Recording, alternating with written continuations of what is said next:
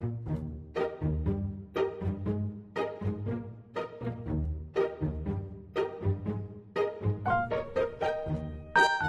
봄을 기록하고 있는 우리는 청춘 예찬입니다.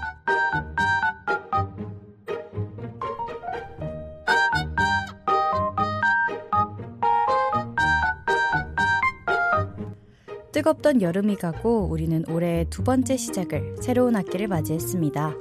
1학기를 시작할 때와는 사뭇 다른 느낌이죠. 개인적으로 9월의 새 학기는 3월의 새 학기처럼 완전히 새롭다기보다는 한 해의 중간점에서 쉼표를 찍고 다시 도약하는 타이밍이라는 생각이 듭니다. 망설이고 있던 것이 있다면 다시 도전해볼 수 있는 소중한 기회의 시기라는 생각도 들고요. 누군가는 새로운 생활 패턴을 맞이하고 누군가는 새로운 일과 사람을 맞이하고 혹은 늘 해오던 대로 열심히 쳇바퀴를 굴리고 있을 누군가도 있을 겁니다. 청춘이들은 다들 어떤 마음가짐으로 새로운 학기를 보내고 계신가요? 무사히 한 해의 절반을 보낸 모든 청춘들에게 응원을 보내주고 싶네요. 청춘 PD와의 8기도 새로운 청춘들과 만나 다시 시작했습니다. 뜨거운 열정이 가득 모여 새롭게 만들어낼 8기의 위클리 청춘 1화, 지금 시작합니다. 저는 오늘의 MC를 맡은 룽지고요. 오늘 저와 함께 해주실 패널 세 분을 소개할게요. 어서 오세요. 안녕하세요. 청춘 PD와의 막내 양갱입니다. 안녕하세요. 이번 위클리 1화 진행에 참여하게 된 신입 패널 나니입니다. 반가워요. 안녕하세요. 나니님과 함께 8기에 새롭게 합류하게 된 라벤더입니다. 와. 네, 여러분 모두 반갑습니다. 벌써 9월이에요. 아, 그니까요. 날씨도 이제 좀 선선해져서 딱 녹음하기 좋은 시점일 것 같은데요. 새로운 기수의 첫 정규 방송인데 다들 어떠신가요? 네, 저는 일단 너무 기대되고 좀 설레는 것 같아요. 항상 처음은 좀 짜릿하고 설레는 법이잖아요. 그쵸. 그래서 우리 청춘 PD와 8기 여러분들과 좋은 추억 많이 쌓아갔으면 좋겠습니다. 네, 좋습니다. 다른 분들은요? 네, 저는 라디오 방송에 직접 참여해보는 것이 개인적인 로망이었는데 이번 방송에 참여하게 돼서 너무 신나고 설렙니다. 아, 반갑습니다. 좋아요. 저도 오늘 첫 녹음이어서 엄청 두근두근하는 마음으로 가득합니다. 아, 네, 좋습니다. 저도 새로운 청피 식구들과 이렇게 첫 방송을 진행할 수 있어서 너무 기대되고 설레는데요. 그럼 바로 9월 2주차 청춘 이슈를 소개해 볼까요? 9월 둘째 주의 청춘 이슈 3위는 바로 사랑의 핫쇼핑 열풍입니다. 우와! 뮤지컬 애니메이션 형식으로 제작된 사랑의 핫쇼핑은 지난 26일 오전 기준 79만 관객을 돌파하며 박스오피스 순위가 무려 4등으로 반등했다고 합니다. 애니메이션 영화 기준 굉장한 인기인데요. 핫쇼핑은 아이들을 대상으로 만든 영화지만 최근에는 어른들 사이에서도 핫쇼핑 붐이 왔다고 합니다. 영화를 본 어른들이 아이와 함께 보러 갔다가 내가 울면서 봤다라는 관람평을 남겨서 SNS에 화제가 되기도 했고요. 핫쇼핑과 같은 캐릭터들의 이름처럼 말하고 싶은 내용을 앞에 붙여서 모모핑으로 만들어버리는 밈 역시 많은 인기를 끌고 있습니다. 다양한 브랜드와의 협업으로 수많은 굿즈가 나오고 있고 많은 이들이 이들의 이를 인증하는 등의 유행도 시작되고 있는 추세입니다. 핫쇼핑에 대해 처음 들어보시는 분들도 분명 계실 것 같아요. 또 이미 알고 계셨던 분들도 있을 것 같고요.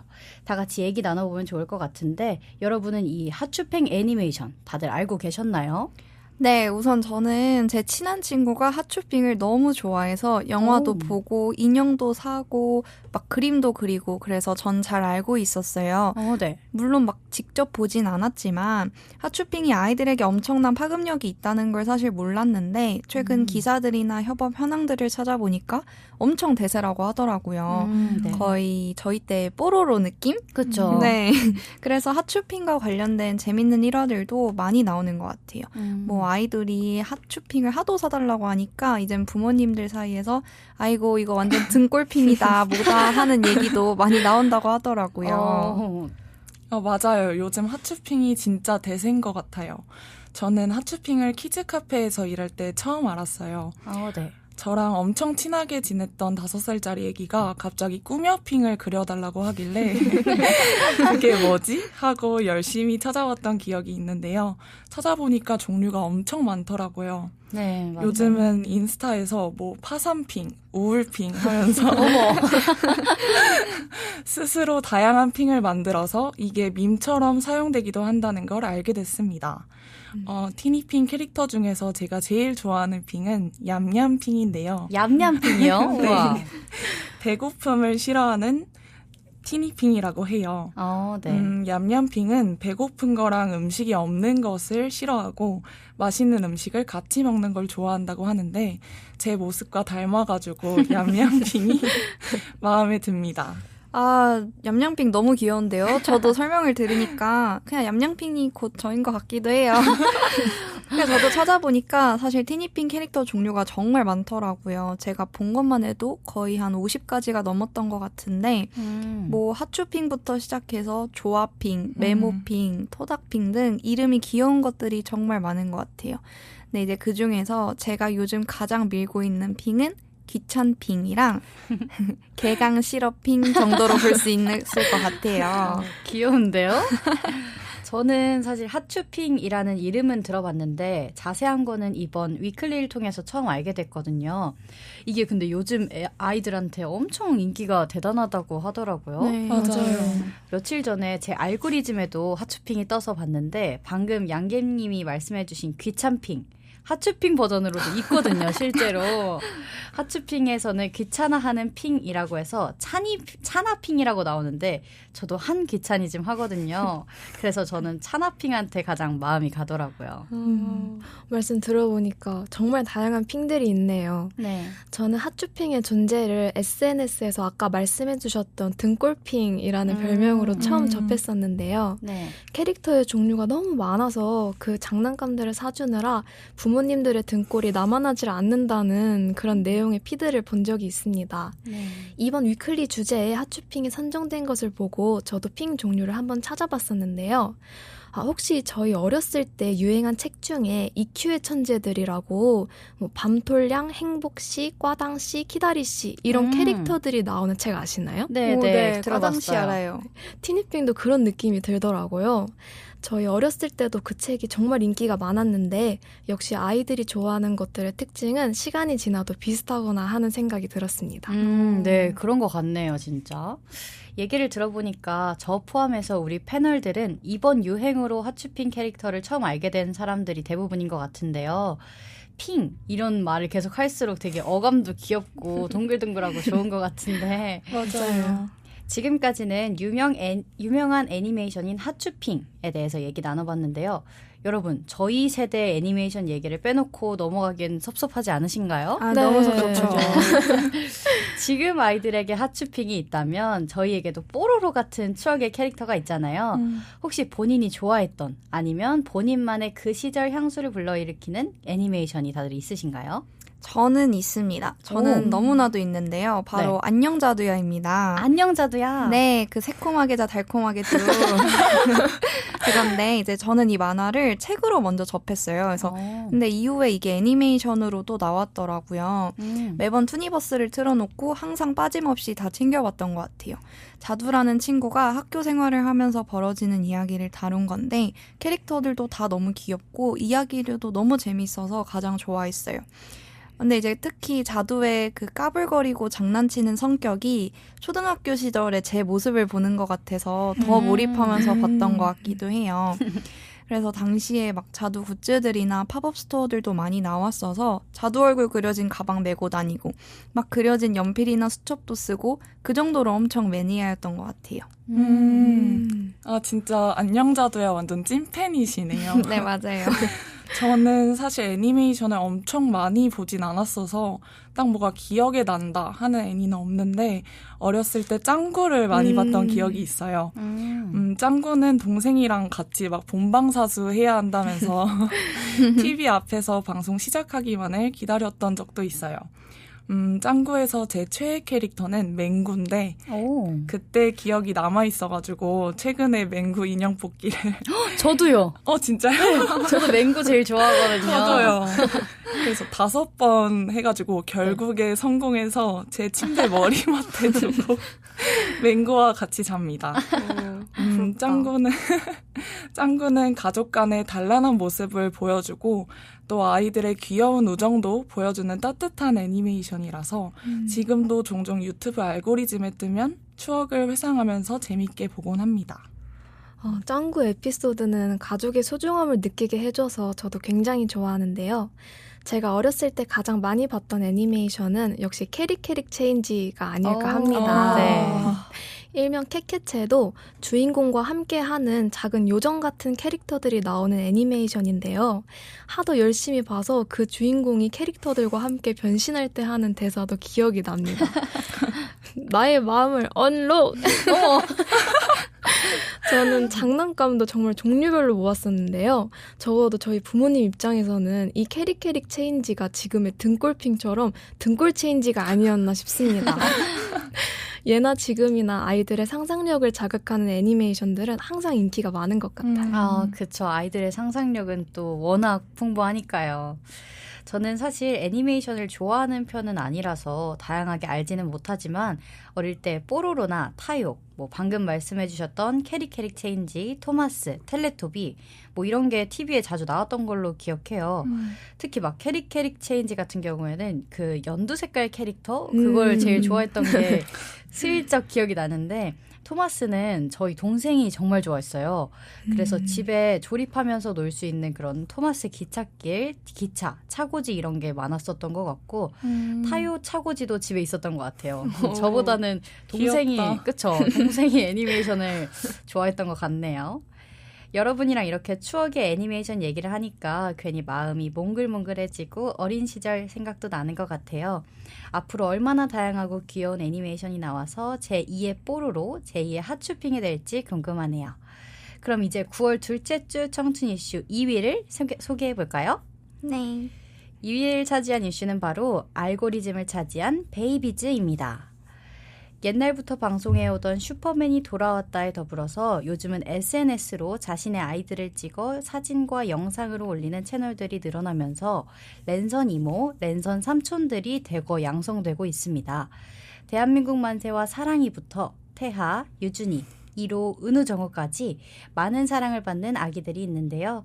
최근에는 태요미네라는 채널의 태하를 포토이즘 프레임에서도 만나볼 수 있을 정도로 인기가 엄청나다고 합니다. 또 부모님들이 찍어 올리는 아이들의 컨텐츠를 시작으로 다른 방송이나 유튜브 채널에서도 등장하는 등 새로운 아기 관련 컨텐츠가 계속 생겨나고 밈까지 생성되고 있습니다. 혹시 여러분은 가장 좋아하는 최애 아기가 있으신가요? 저는 일단은 은우랑 태아 중에 고르기가 너무너무 힘들었는데요. 요즘 인기 있는 아가들 중에 제일 처음 알게 됐던 은우에 대해서 오늘 얘기를 해보려고 해요. 저는 은우를 가장 좋아하게 된 근본적인 이유는요. 제가 은우 아빠를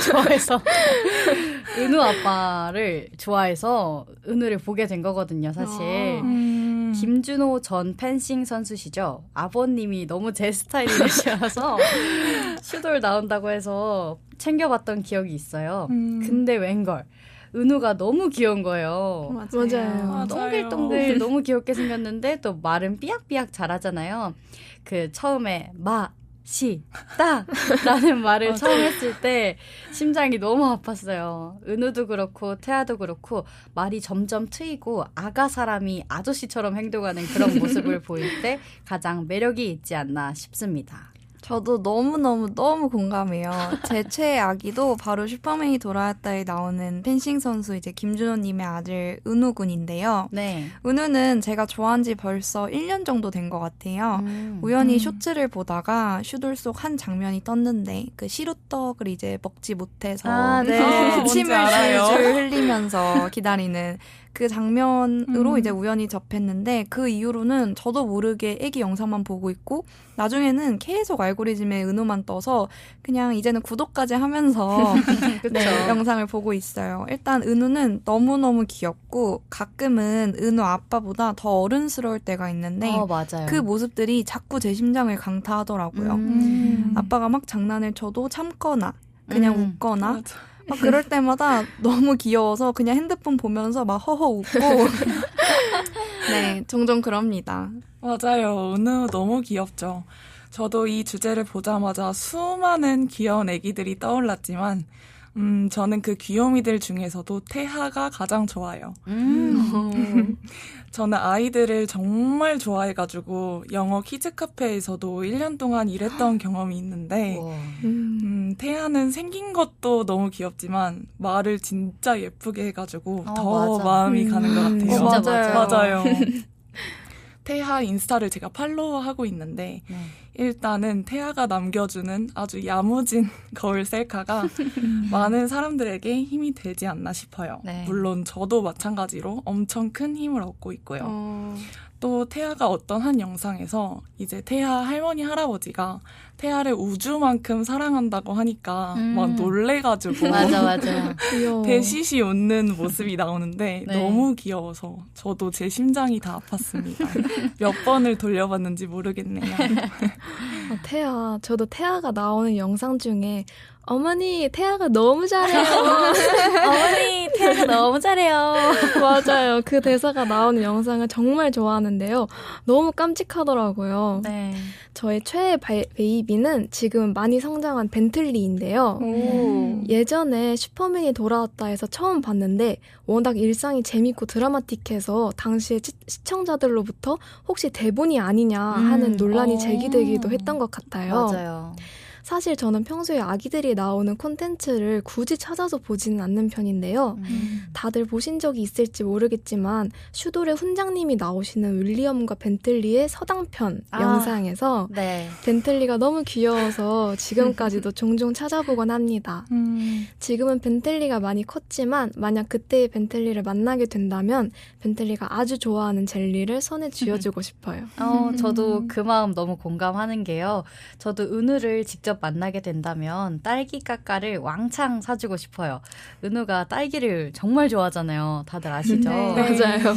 제가 딸기를 줬을 때 막 좋아하고 웃는 모습을 보고 싶은 것 같아요.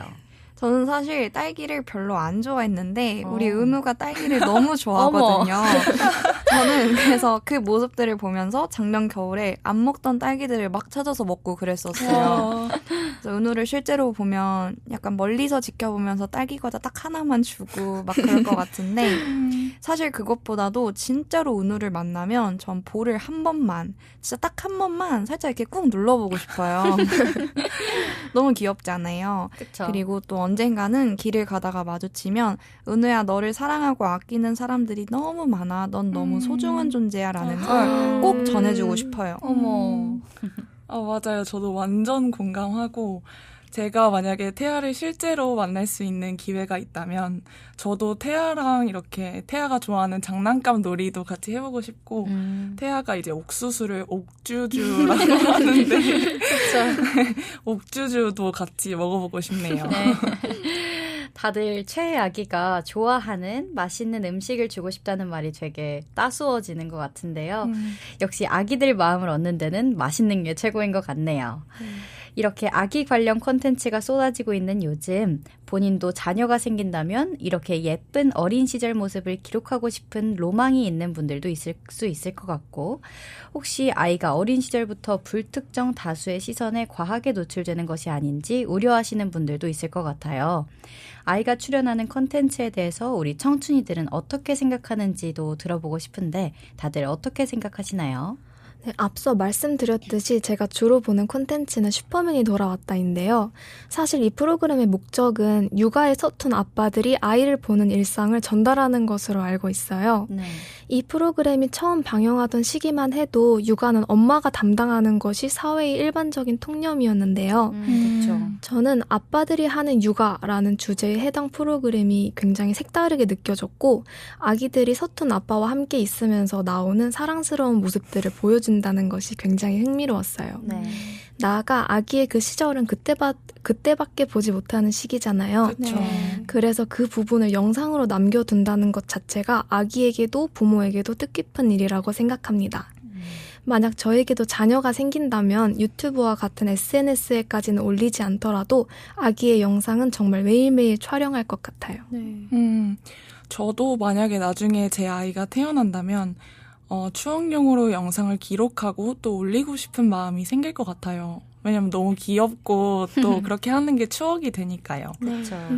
그리고 저도 아직 의사 표현을 정확하게 할 수 없는 아이들이 막 이렇게 컨텐츠화가 되고 유명해지는 것에 대해 생각을 해본 적이 있어요. 사실 그런 콘텐츠들이 아이들에게 긍정적인 영향을 줄지 혹은 부정적인 영향을 줄지는 사실 지금은 알 순 없지만 과하게 소비를 하는 것은 좀 안 좋을 수도 있겠다는 생각을 하긴 했습니다. 네. 하지만 이건 그냥 제 생각이고 아이의 의견을 가장 먼저 존중을 해주고 아이가 원하는 대로 할 것 같아요. 네, 뭐 사실 요즘은 미디어의 노출을 아예 피할 수는 없는 시대가 왔잖아요. 네. 당연히 컨텐츠가 악용될 수도 있고 혹은 악플러들도 등장해서 아이와 부모의 정서에 영향을 끼칠 수도 있고 이런 것들 때문에 부정적으로 바라볼 수 있다고 생각해요. 네. 그렇지만 전 이걸 밟고 넘어갈 만큼 긍정적인 부분이 더 많다고 생각합니다.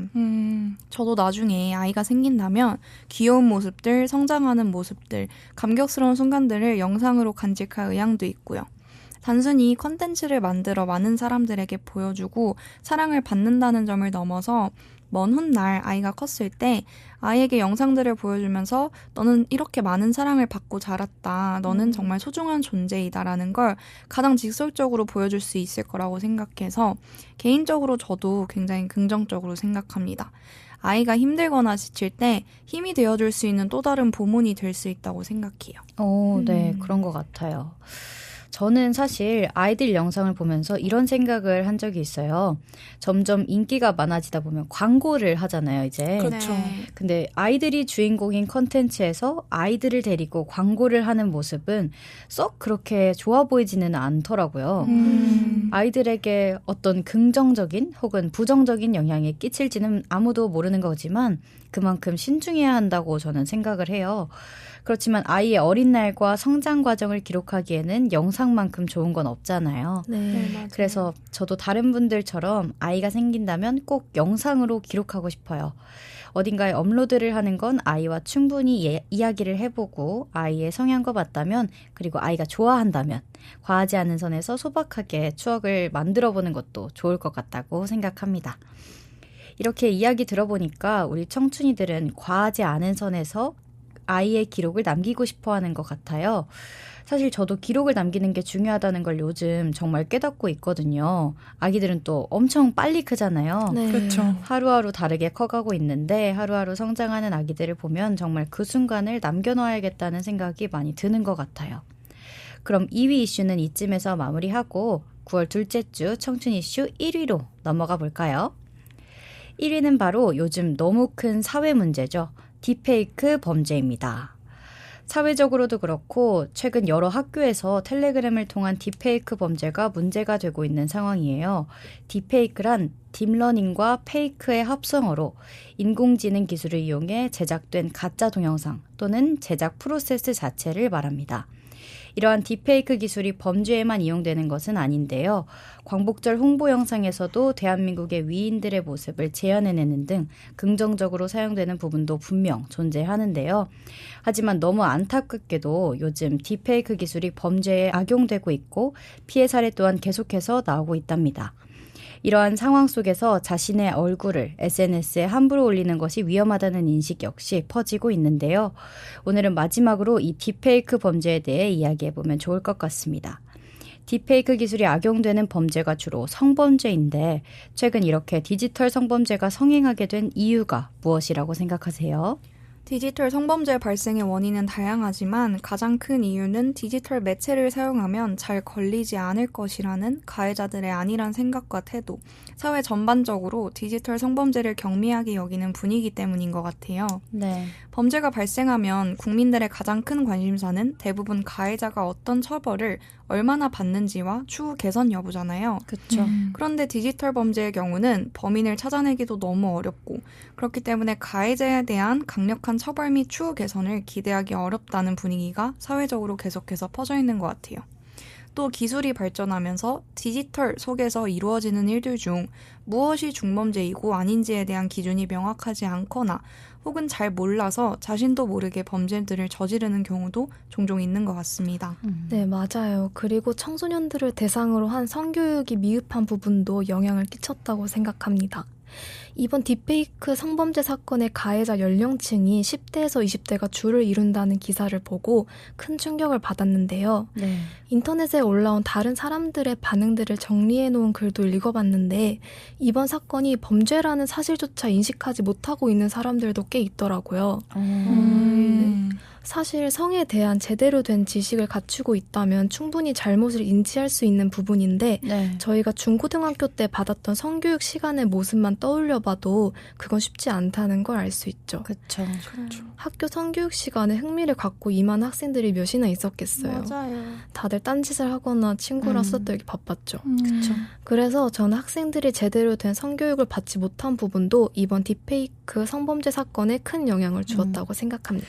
네, 진짜 심각한 것 같네요. 저는 아무래도 처벌에 대한 선례들이 영향을 미치지 않았나 싶은데 N번방 사건도 그렇고 여러 성범죄에 대한 처벌이 심각할 정도로 경미한 상태라고 생각을 하거든요. 네. 한 사람의 인생을 망친 거잖아요, 그대로. 네. 근데 그에 비해서 가해자들은 너무 편하게 살고 이렇게 처벌이 약하다 보니까 이런 상황들이 점점 반복되고 가해자들의 범죄에 대한 경각심도 점점 사라지는 것 같아요. 또 코로나19를 거침으로써 우리 사회 전체가 상대에 대한 공감과 소통에 대한 능력이 많이 떨어졌다고 하잖아요. 네. 이것 또한 디지털 성범죄가 성행하게 된 이유에 영향을 미쳤다고 생각해요. 피해자에 대한 감수성과 공감이 없으니까 더 잔인하게 범죄를 저지르는 것이 아닐까 생각합니다. 네, 맞아요. 사실 이렇게까지 디지털 성범죄가 성행을 하게 되고 또 무차별적으로 우리 사회에 번지게 된 건 얼마 안 됐잖아요. 네. 특히 피해자들의 일상을 송두리째 앗아가 버리는 딥페이크는 최근 몇 년간 크게 이슈가 됐고요. 일단 디지털 범죄의 특성상 프로그램을 이용해서 너무나 쉽고 간편하게 범죄를 저지를 수 있다는 점이 가장 무서운 것 같아요. 그냥 방 안 컴퓨터 앞에서 손가락만 몇 번 움직이면 되니까요. 그렇죠. 또 제가 딥페이크 관련된 뉴스를 읽으면서 충격을 받았던 것 중에 하나가 딥페이크 범죄의 피해자와 가해자가 모두 10대가 가장 많다는 점이에요. 가해자들 중 76%가 10대라고 하더라고요. 이건 너무하다. 네. 가해자가 난 그냥 10대니까 괜찮아. 혹은 텔레그램을 통해서 하는 거니까 괜찮아. 하는 등의 안일한 생각이 범죄가 확산되는데도 큰 영향이 있다는 생각이 듭니다. 너무 공감합니다. 사실 디지털 시대가 도래하고 나서 얻게 된 긍정적인 변화가 물론 훨씬 크죠. 하지만 세상에 조금 더 편하게 접근할 수 있게 되기도 했고요. 하지만 세상에 더 쉽게 접근할 수 있는 만큼 이런 말도 안 되는 끔찍한 범죄도 더 많이 발생하는 것 같아요. 이런 딥페이크 범죄를 예방할 수 있는 확실한 방안이 얼른 나와야 할 텐데 말이에요. 딥페이크 범죄를 어떻게 예방할 수 있을지 한번 얘기해보면 좋을 것 같은데요. 우선 저는 제도적 차원에서 처벌의 수위를 높인다거나 범죄가 발생하지 않도록 더더욱 견고하게 통제하는 게 필요하다고 생각을 해요. 가해자의 심리와 사고를 바꾸는 데에는 처벌이 가장 빠른 효과이지 않을까 싶거든요. 또 어릴 때부터 성인이 되어서까지 전반에 걸쳐서 성범죄에 대한 경각심을 키워주는 것도 좋은 방법이라고 생각합니다. 네, 너무 공감해요. 저도 앞서 말했듯이 같은 범죄여도 디지털이라는 프레임이 적용되었을 때 어떤 점들이 달라지는지, 예를 들어 범죄의 경중성과 처벌 강도 및 잘 모르고 저질렀던 사례들을 보여주면서 경각심을 기르는 것이 좋을 것 같다고 생각해요. 또한 피해자들에게 얼굴이 드러나지 않게 조심하라는 경고보다는 처벌의 강도를 높여서 모든 이들에게 범죄의 심각성을 알리는 것이 중요하다고 생각합니다. 하지만 제도라는 게 사실은 쉽게 바뀌고 개선되는 것은 아니잖아요. 그렇죠. 그렇기 때문에 당장의 상황에서 우리가 할 수 있는 것들은 만약 피해를 당했을 시 어떻게 해야 하는지 방법을 확실히 알려주고 모든 이들에게 무심코 한 행동이 이러한 결과를 일으킬 수 있다는 사례들을 보여주는 것이 가장 중요하다고 생각합니다. 성범죄 피해자들의 이야기가 아닌 가해자들의 범행 사유, 이유, 추후 등을 계속해서 보여주며 범죄의 심각성을 알리는 것이 가장 시급하다고도 생각해요. 네, 저도 마찬가지로 그렇게 범죄의 심각성을 알리는 것도 너무너무 중요하다고 생각하고요. 또 AI가 계속해서 이제 발전을 해나가고 있기 때문에 그에 따른 범죄도 점점 더 많이 생겨날 텐데 이에 관련된 제도나 법이 확실히 제정되는 게 가장 중요할 것 같아요. 또한 삭제 요청이 된 여러 음란물들을 바로바로 삭제할 수 있는 방안도 생겨나야 2차 가해를 그래도 조금이라도 더 막을 수 있다고 생각돼요. 가해자들이 10대인 경우가 많은 만큼 학교 측에서도 이에 대한 교육을 필수적으로 하는 것도 범죄 예방에 도움이 될 것이라고 생각합니다. 네, 다른 패널들께서 말씀해주신 방안들처럼 처벌의 수위를 강화하거나 AI와 같은 기술에 대한 양면성을 사람들에게 잘 알려주는 것도 매우 좋은 방법인 것 같아요. 사실 이 딥페이크 기술의 원래 목적은 더 이상 만날 수 없는 과거의 사람들을 생생한 영상으로 보게 함으로써 유가족들의 아픔을 완화해주는 것으로 알고 있는데요. 네. 이번에 발생한 성범죄 사건을 통해서도 알 수 있듯이 모든 기술은 양면성을 가지고 있기 때문에 기술을 상용화하기 전에 모든 경우의 수를 감안한 제도의 확립이 선행되어야 한다고 생각합니다. 나아가 더 큰 범위에서 말해보자면 성범죄는 가해자들의 성에 대한 부족한 지식에서도 기인한다는 입장을 가지고 있는데요. 학교와 같은 교육기관에서도 관련 주제에 대해 더욱 효과적인 교육 방식을 탐구해보면 좋을 것 같습니다. 네. 다들 확실한 법적 제재가 마련되어야 한다고 말씀해 주셨어요. 희망적인 이야기를 해보자면 제도적으로 범죄 예방을 위한 노력이 아예 없는 상황은 아니라고 합니다. 딥페이크 디지털 성범죄가 사회적 문제로 급부상하면서 지난 9월 5일까지 국회에서 총 34건의 딥페이크 법안이 발의되었다고 하는데요. 제도적인 면이나 교육적인 면에서 기술 발달보다 뒤처진 윤리적 공백이 하루빨리 채워져 나갔으면 좋겠네요. 또 나니님이 말씀해 주신 것처럼 이 딥페이크 기술은 원래 이제는 만날 수 없는 그리운 사람을 생생하게 볼 수 있게 해주고자 하는 따뜻한 의도로 개발된 것이라고 하니까 이러한 순기능을 더욱 크게 적용하는 사회가 되었으면 하는 바람입니다. 네, 이렇게 극과 극의 이슈를 다뤘던 9월 둘째 주 위클리 청춘이었는데요. 함께해 주신 우리 청춘이들 소감이 궁금해요. 다들 어떠셨나요? 일단 너무 즐거웠고요. 네. 저희 뭐 그냥 거의 가족 그쵸? 이긴 한데 그냥 가족이지. 완전 찐 가족. 오, 완전 찐 가족. 완전 진짜 가족이 된 것 같은 느낌이 들어서 네, 너무 좋았습니다. 좋습니다. 네, 저도 사회의 여러 이슈에 대해서 이렇게 자세히 의견을 나눠볼 수 있어서 정말 뜻깊은 시간이었던 것 같습니다.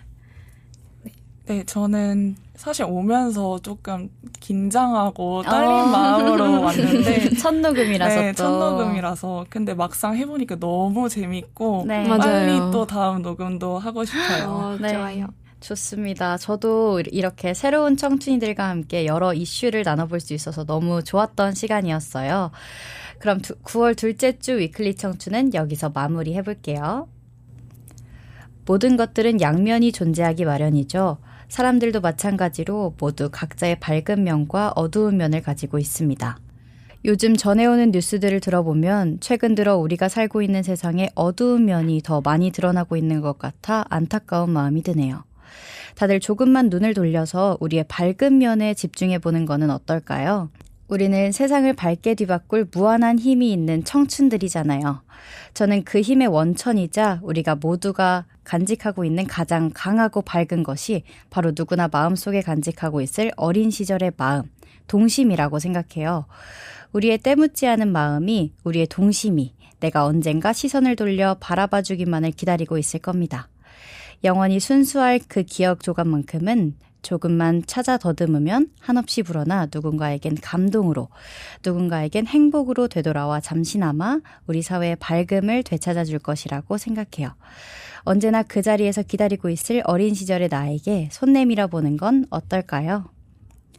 주간에 톡톡 튀는 이슈 업데이트, 한층 더 라이트해진 청춘들의 이슈 주간지 위클리 청춘은 여기서 마치겠고요. 그럼 저는 지금까지 위클리 청춘 1화의 진행을 맡은 MC 룽지, 양갱. 나니, 라벤더였습니다. 안녕. 처음 본 순간 나는 빠져버렸어. 오랫동안 찾고 찾던 작은 티니핑 너를 처음 본 순간 나는 빠져버렸어. 두근두근 뭘까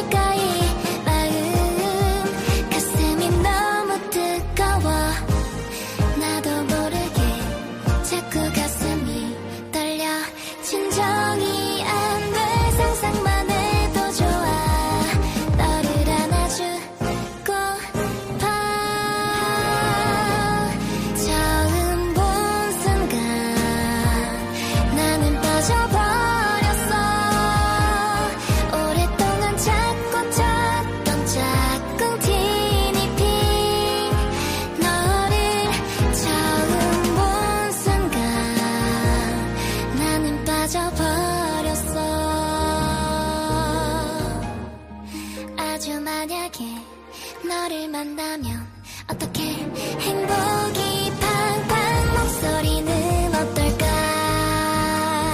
향기는 좋을 거야 이유는 몰라 그냥 느낌이 와 너를 빨리빨리 보고파 너를 만나면 너의 손을 꼭 잡고 별이 밝게